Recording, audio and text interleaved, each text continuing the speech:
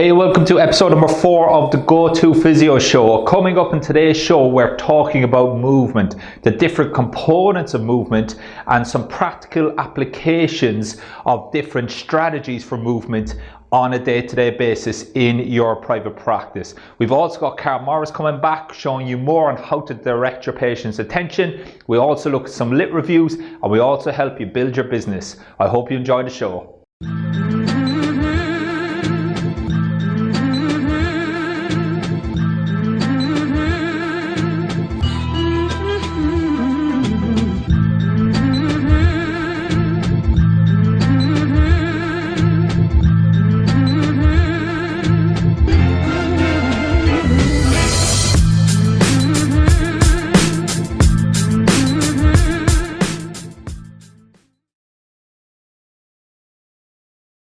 So welcome back to the Go-To Physio episode 4. Now in episode 4 what I want to talk about is movement. Okay, now more specifically what I want to get out of this show for you is to help you with your rehab programs, your intention behind your exercises, and ultimately help you get the fastest change or result possible for your patients. So there's a couple of important things that we need to understand about movement. Okay, so a lot of interventions that we prescribe and should be prescribing is movement. Okay, so the first thing we need to understand about movement is that movement always starts from an intention from the brain. Okay, ideally, okay, or certainly with conscious movement anyway. An unexpected perturbatory force, a little bit different. We'll talk about that in a second. Okay, so if I go to pick up one of these leaflets, okay, I've got the intent to pick up the leaflet. The next thing that happens is the cerebellum, that's going to make it a bit more fluent. Okay, then the spinal cord, okay, it's going to make it a bit more rhythmical. Okay, and then the synergies, okay, which is the different muscles and how they're going to act. Okay, they're all then going to work based on what would be called their length tension, okay, or their speed at which those tissues are lengthened. Okay, so muscles ultimately are going to be reacting to the length, okay, that they're currently at, and also the speed at which they're being lengthened. Okay, so based on that, that's ultimately then going to spit out a force from that muscle. Okay, and then co-contractions then ultimately is going to influence range of motion. Okay, so as I go here, I'm going to have a co-contraction, okay, between my biceps, triceps, and my forearm muscles. Okay, then at some point here, just before I'm about to pick it up, I'm going to have a co-contraction around my shoulder to actually stop that shoulder from moving. Okay, so again, muscles maybe that move it that way, muscles that move that way, they're going to get that synchronization to stop the range of motion. Okay, so that's very, very important when we understand, when we reflect on our exercise choices. Okay, so it always starts with an intent, and then ultimately the spinal cord, the muscle synergies, and the co-contractions, they're all going to be reacting, okay, based on the local environment. Okay, so we've got this intent where we're running, and then all of a sudden we find ourselves, our mind is wandering, and we're on autopilot when we're moving. The muscles, okay, they're reacting from signals from the spinal cord, okay, to make this rhythmical, but they're also reacting to the length at which they're working and the speed at which those tissues are lengthening. Okay, so once we have that, that's great. But then all of a sudden we move onto a trail and we get an unexpected perturbatory force. Okay, now when that muscle is lengthened, okay, at such a speed that's almost too quick for that information to go from the muscle all the way up to the higher centers. Okay, it's too fast for that higher center to be able to go, okay, I want you to produce force at this speed, with this muscle activation level, okay, and I want you to work with this muscle to complete this task. It just takes too long. Otherwise, at that point, our ankle probably would have been rolled and we may have some potential actual damage. Okay, so luckily for us, the muscles are going to react automatically, we've got this built-in mechanism where these muscles can react instantaneously. Okay, so the first thing we have is, it's called a preflex. Okay, that buys us time for that loop of the information from the muscle going to the spinal cord. The spinal cord gives back information, the muscle is going to produce force. Okay, so that preflex buys us a little bit of time for the reflexive contraction to kick in. So from a practical point of view, what does that mean for us with our actual rehab? Well, you can see that the intent is the first thing that needs to happen. So I just want you to reflect this week on some of your intentions, but also some of your patient's intentions, okay? So the cues that you give your patient, that should help with their intention, okay? Now the cue that you give your patient, that's going to help with their intention, which is going to put these tissues at the optimal length tension relationships to help these tissues produce force, okay? So the first example of this is a glute bridge, okay? So is your intent, okay, telling your patient, okay, I want you to squeeze your glutes and lift your hips, okay, to do a glute bridge? When in real life, the intent is ultimately going to come from either the foot or the hand, okay? So that is going to be the two places usually, okay, in the real world where we can change or we can cause reactions throughout the body, okay? So if I'm doing a glute bridge, I personally would want the intent to come from the foot, okay? So the foot is going to be the first thing, okay? As that foot hits the floor, the reactions that's going to happen, okay, will follow. Whereas if we're trying to isolate glutes and we're trying to lift hips, I'm just personally not convinced of the carryover to how we move in the real world, okay? So just keep that in mind today when you actually are giving your cues and the intent that you're trying to do. Now the good news is, however, is that the way that the body is designed, we've got this hierarchy of a system essentially. So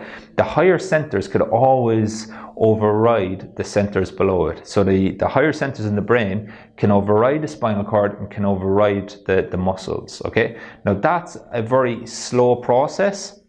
That's a very cost effective process, okay? It's not energy efficient, and it's very counterfactual, okay? So again, the higher centers are always a little bit overprotective. What could happen, what might happen, and you are going to see this a lot in your objective assessments, especially how that patient's moving, okay? Is that patient able to move with all the different centers doing their job, or is that person moving with a top-down dominant strategy where they're thinking about every single little bit of the movement, okay? Or can I just go and reach? Because when I go and reach now, I've got my intention to reach this leaflet. I did not for 1 second dictate to my hand, to my bicep, tricep, deltoid, pec, what was going to work. That all happened subconsciously, okay? The speed, the control, etc., that's all been fed back in that sensory motor loop, okay? That's a much more efficient way, like we talk about moving with thoughtless, fearless movement, okay? So if you see someone using that top-down slow strategy, the chances are the higher centers is overriding the spinal cord, overriding the local tissues. So from a rehab point of view, to practically apply this week, what we need to do is we need to give these tissues an opportunity to work on a self-organizing level where we set the intention, okay, or the outcome, and we let the spinal cord and we let the muscles figure a lot of this stuff out themselves, okay? We give the spinal cord an opportunity to learn, figure things out, because as we go from babies up to kind of mid-20s, we start to smooth out our movement, okay? The first initial few sets of reps will be jerky, okay? And then as we continue to progress and our coordination gets better, as John Kiley mentioned to me in a conversation before, we tend to go from that jerkiness to smoothness, okay? As babies, we're jerky, we go to smoothness as we get older in our mid-20s, and then as we get older again, okay, we go back to the jerky movements, okay? So the first 2-3 exercises in your rehab I always like if they're jerky, okay? And if that person then can take that movement from a jerkiness to a smoothness, then that to me is a good sign of coordination, okay? And coordination and energy efficient movement, that in my opinion is the quickest way to make changes, okay? To make changes in movement quality, to change movement patterns, okay? And again, if you're listening to this on the podcast, I've got my hands in inverted commas here because I don't like that term patterns, okay? Because we can't really reproduce the same movement pattern, okay? We can have habits of movement, we can have strategies that we favor, etc. But ultimately all we're trying to do is give the body back movement options, okay? So your rehab tomorrow and all this week until next week's show, I would just like you to start reflecting on the intent that you have with your cues, but also the intent with the patient. Is that patient's intent, okay, to move, okay, and lead with the fingertips like I'm leading with? Or if I go to stand up, am I leading with my foot and leading with my head or my body? Okay, whatever happens in the real world, are we giving that person an opportunity to lead with these areas of the body so that we can have good intent and we can, most importantly, then let the rest of the body figure itself out? Okay, so as always, keep reflecting, keep trying to improve your system, keep striving for that clinical excellence, the journey that we are all on and we're all striving for, to become that go-to physio, to have the confidence and clarity to deal with any patient that comes through the door so that we can well and truly build that word of mouth go-to physio private practice.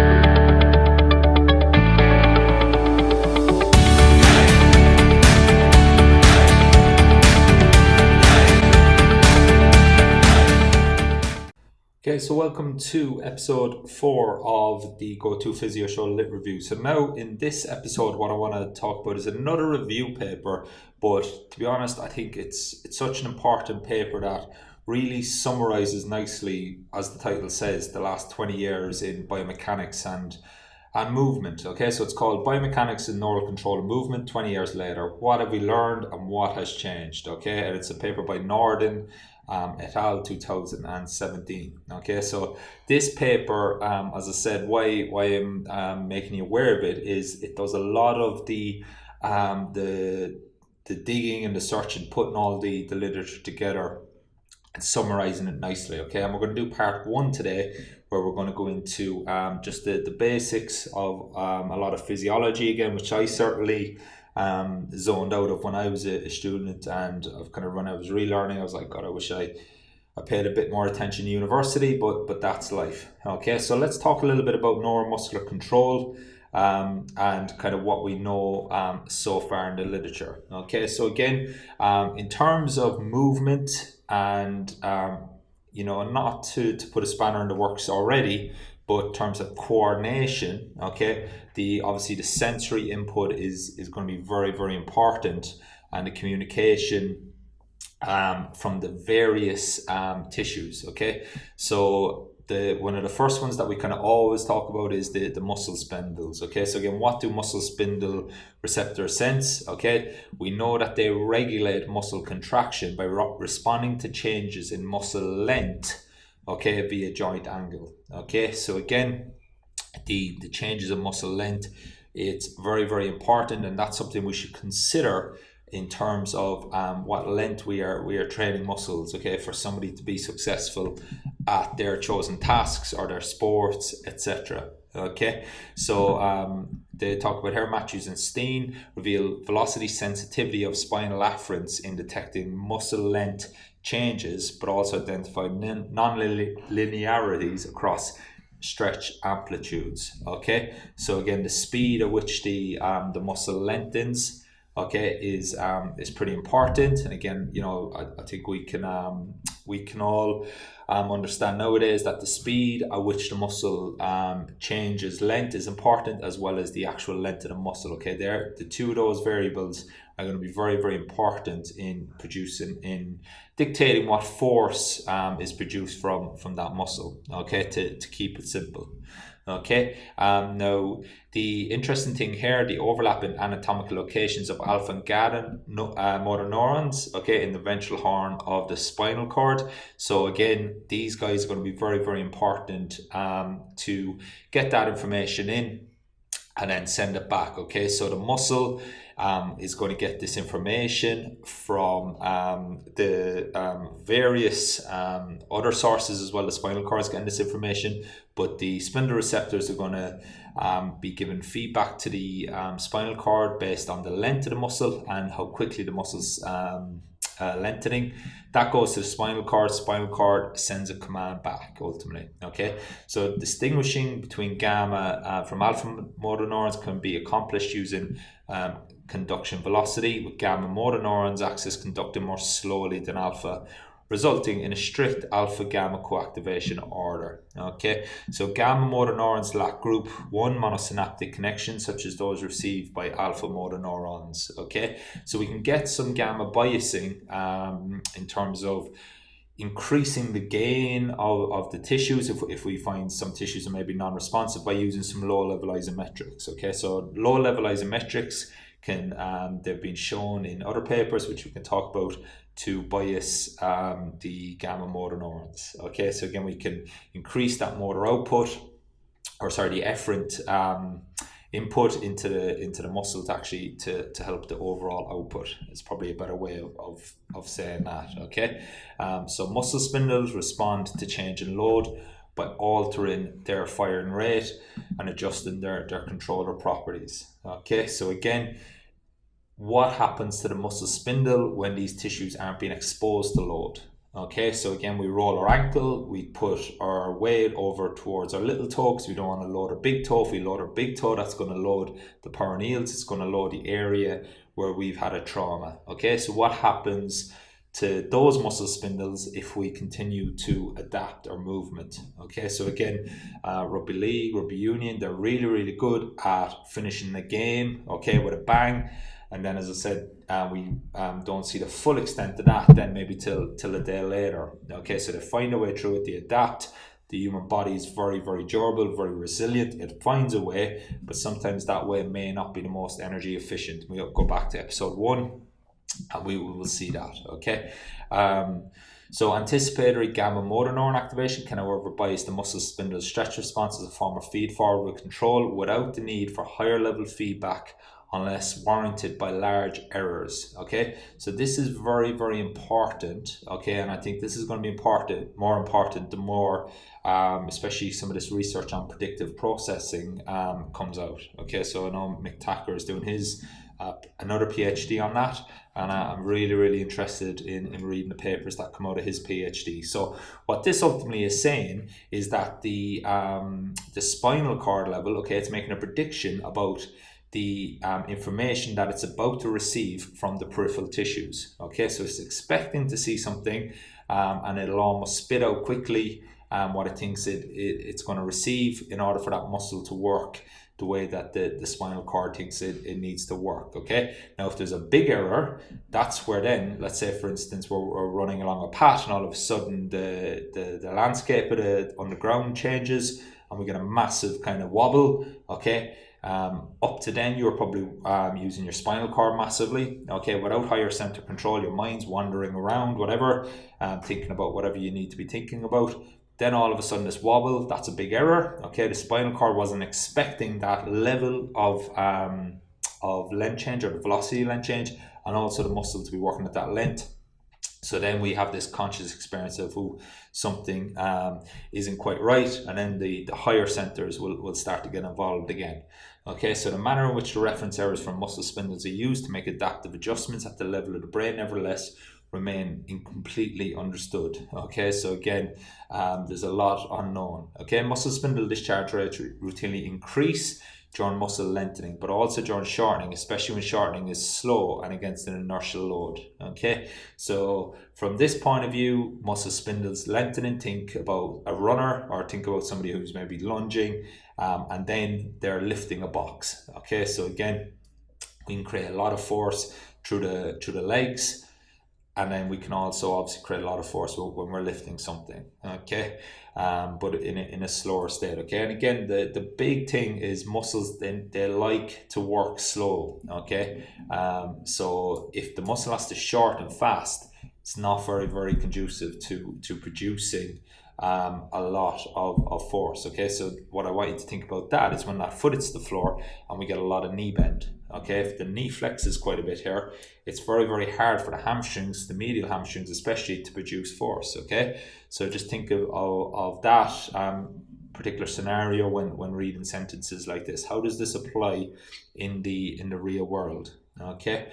But maybe the quad or rectus femoris rectus femoris more specifically, if that has to lengthen, okay, we can find a way through it, okay? So again, the hamstrings may not like to lengthen fast, okay, but the quad's okay with that, and it says, hey, tell you what, I'll pick up the slack here, so to speak, and I'll do a little bit more. I'll produce a little bit more force to get this job done. What's the long-term effect on that? Is that a contribution towards that quadriceps tendon becoming overloaded and then turning into a tendinosis or whatever? And what impact is it having above and below it as well, okay? So again, just something to consider, okay? So again, we're going to stop around here, so we're not going to go too far in because there's a lot more to talk about in terms of movement, okay? So further insights into the role of muscle spindles in detecting joint movements has come from studies examining perceived movements during muscle vibration, okay? Now the last bit I want to bring your attention to is spasticity is known syndrome of stroke, multiple sclerosis, spinal cord injury, and central nervous system lesions, categorized by slow voluntary movements, exaggerated tendon reflexes, and muscle hypertonia expressed as rigid muscles with velocity-dependent stress resistance. Muscle hypertonia, a primary feature of spasticity, has been attributed to oversending and descending commands that lead to muscle overactivity from disinhibition. Okay, though the pathophysiology of muscle spasticity is in fact multifactorial. Okay, so particularly puzzling is the lack of increased fusimotor drive in spastic muscles, evidence from microneurogenic work. Okay, so again, this spasticity, that's more extreme, but we tend to see clinically, or certainly I tend to see clinically, muscles that are maybe, again, the big thing here that I think we need to take out of this is readiness for action. Okay, so again, we see a lot of muscles that are particularly high tone. Muscle tone in itself, it's the exact mechanisms we're not sure. Okay, as they're saying here, it's multifactorial, but we see a lot of muscles where they maybe have quite a bit of tone. We apply some kind of input to the system with our hands-on work or whatever we're doing. We naturally see a decrease in tone. We might see improved range of motion, and then that usually tends to correlate with some change in the pain experience. Okay, exactly how that works, the mechanisms by how it works, we don't really know at the moment. Okay, so again, we just need to be careful with what we're saying. Okay, but again, they make some recommendations here about looking at this with some high fidelity intraneural recordings in humans with spasticity against match controls, which might prove our understanding of the interactions among descending commands, spinal level mechanisms, and modifications of skeletal muscles that contribute to spasticity following nervous system lesions. Okay, so again, in the clinical side on a day-to-day basis, we don't see it quite as extreme as that, but we certainly see some changes in tone. And again, is that due to a spinal cord? Is it due to higher centers? At the moment, unfortunately, we don't know. Okay, and then just the last bit today with movement. Okay, so most notably, we want to look at the relationship between the nervous system structure and function. Okay, it's a bit of a challenge. Okay, so although progress has been made, okay, over the last 20 years, there's still lots of questions. Okay, so most notably, lower locomotor networks have revealed a distinct modular organization where output from numerous integrated supraspinal areas interact with neurons assembled located in the spinal cord to produce locomotor patterns and rhythms. Okay, so again, the spinal cord is going to be very, very important for that rhythmical movement. Okay, so think of you on a jog again. You start jogging, you get into a rhythm, you zone out consciously. Okay, your mind starts to wander, and then it's only when you want to increase your speed again or change that rhythm that you may override the spinal cord with intent. Okay, so you have an intent to go a little bit faster. You don't necessarily have to micromanage all that, that just happens, but there's some interaction there between the top down and the spinal cord level. Okay, so again, despite the complexity associated with decoding neural signals, spinal circuits reveal an amalgam of afferent connections that appear to simplify locomotor function. Okay, so and then obviously between left and right sides of the body, and between joint flexor and extensors, enable that rhythmic alternation between locomotion or joint locomotion. Okay, so to control rhythmic flexion extension, muscle activation patterns, reciprocal 1A inhibition of motor neurons via upstream interneurons inhibit antagonistic motor neurons. Okay, so again, what I would like just to consider there is the sensory information that's going to some of these tissues that's critical, I suppose, if you want to use that word, towards that rhythmical action. And if we can get someone moving rhythmical outside of higher center control, then that's much more energy efficient than the top down having to micromanage everything, because the top down has to process so much information that it doesn't just want to worry about the movement, okay, because it's taking information from the eyes, the ears, etc. as well. Okay, so that's what I'm going to leave it at for this week. Okay, so we've just started to talk a little bit more about movement, and next week we'll finish this article off, and we'll look at some more complex motor tasks and motor control. Okay, so I'll see you next week for the next installment of the Go-To Physio Shows Lit Review.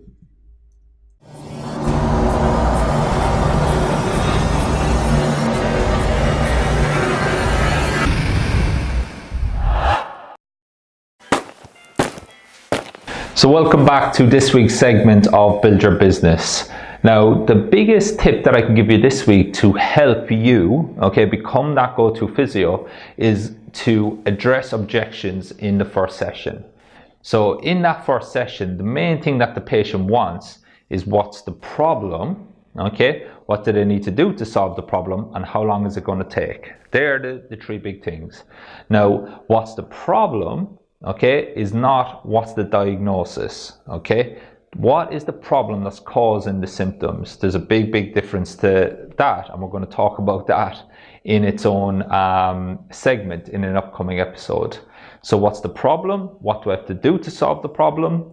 Okay, and how long it's going to take. Now, it's worth mentioning how long it's going to take, okay, in that first session. Now, the reason that is because you'd want to ultimately address this big objection in the first session. So if you are of the understanding that this person's had, this pain for 10, 12 years, it's probably going to take 6 to 10 sessions minimum, okay? Based on the story, the adaptations, the amount of work you're going to have to do.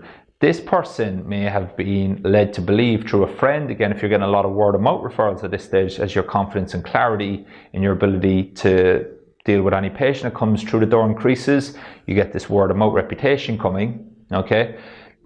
This person may have had a word of mouth referral from someone else. Go see yourself. They sorted my knee pain out in 2-3 sessions, okay? But there's a big difference between having, obviously, yourself, an acute knee pain versus somebody who's had this pain for quite a while, and we have to undo a lot of these movement habits. So addressing the expectations in that first session is very powerful, because this is, again, remember, build a stress-free business, okay? And you getting stress-free down the line is ultimately going to be dictated by that first session, because if you can address those objections, then you're not going to have that stressful, awkward situation in session 4 or 5 when you think the patient is making good progress. They're getting a bit agitated. They were expected to be out of pain at this point. They've paid you 200 quid, and they were expecting that they would have felt a little bit differently now. Whereas in that first session, if you've addressed this objection, okay, the first thing that's going to happen is they're going to get emotional, and then they'll start to logically see why maybe their old belief, okay, was maybe a little bit unrealistic. Okay, so this will save you a lot of time, a lot of stress in building your go-to physio practice coming down the road. Okay, so address that first address the big objections in the first session. It'll save yourself time, and I'd rather do that in the first session so everybody knows where they stand. So all that's left then in the subsequent sessions is getting the most, getting that ideal outcome for that patient so that we can make meaningful impacts on their lives. And remember, the therapist, you as a therapist, you're the guide. You're not the hero in the story. Our job is to guide that patient, allow them be the hero in achieving their ideal outcome. Okay, you tell them how long it's going to take, but you also have to justify that as well. Okay, you having your structure, you having that step-by-step return to higher activity system or return to play system, whatever you call it, that's the thing that gives you the confidence and the clarity to justify why it's going to take as long as it's going to take. Okay, so most people will not mind once they can logically figure that out, once you can justify it, okay, and once, most importantly, it makes sense. Okay, so as always, address the big objection in the first session, and I think you might start to find you've got a lot less stress in the subsequent sessions. Okay, so as always, I'll see you on the next episode with another tip for building your go-to physio practice. The Therapist Mentorship Program was put together to help you accelerate your ability to have confidence and clarity with any patient that comes through the door. It's a very intimate 90-day experience where you work closely with myself and my most trusted therapists to put together a very specific structure in your assessment, your treatment and your rehab for every single patient so that you can truly get the results that both you and your patient deserve, so you can become that go-to therapist. If you want more information, just click on the button below this video or go to thegotofysio.com/mentorship.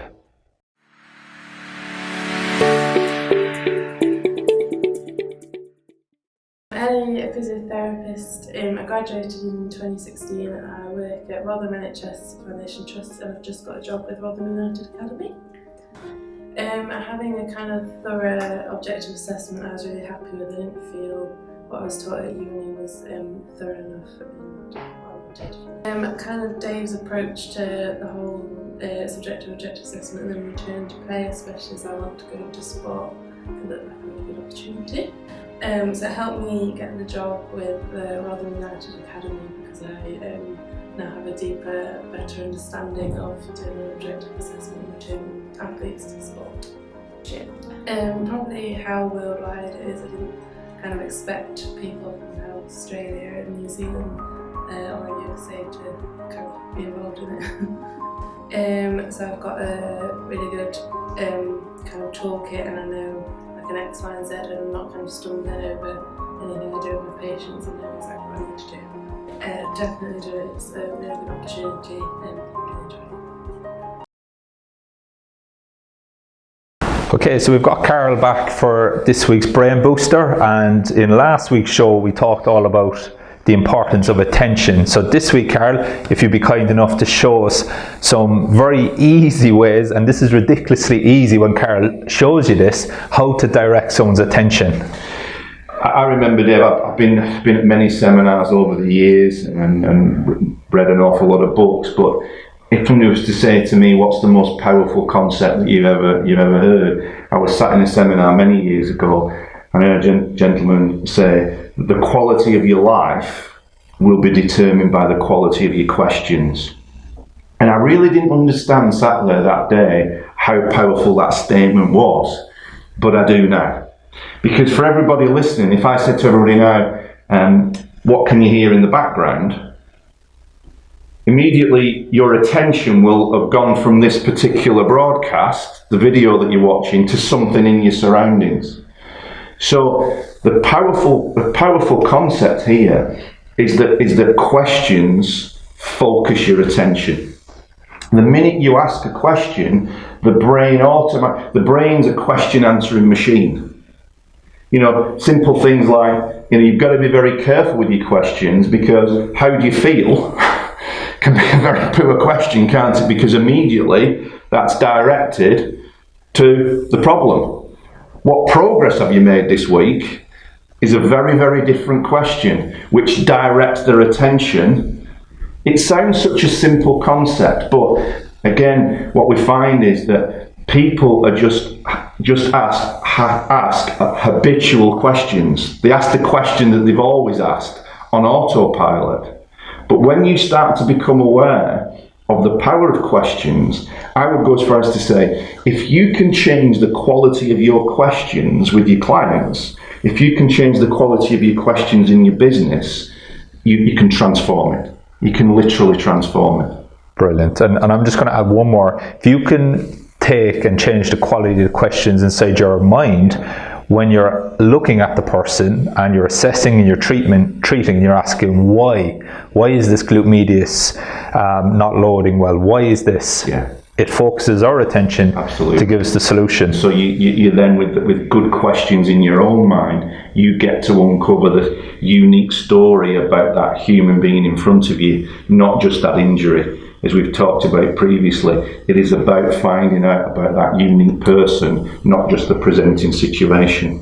Brilliant. Once again, Carl, brain booster, absolutely outstanding. Thanks for joining us. We'll see you next week. Look forward to it.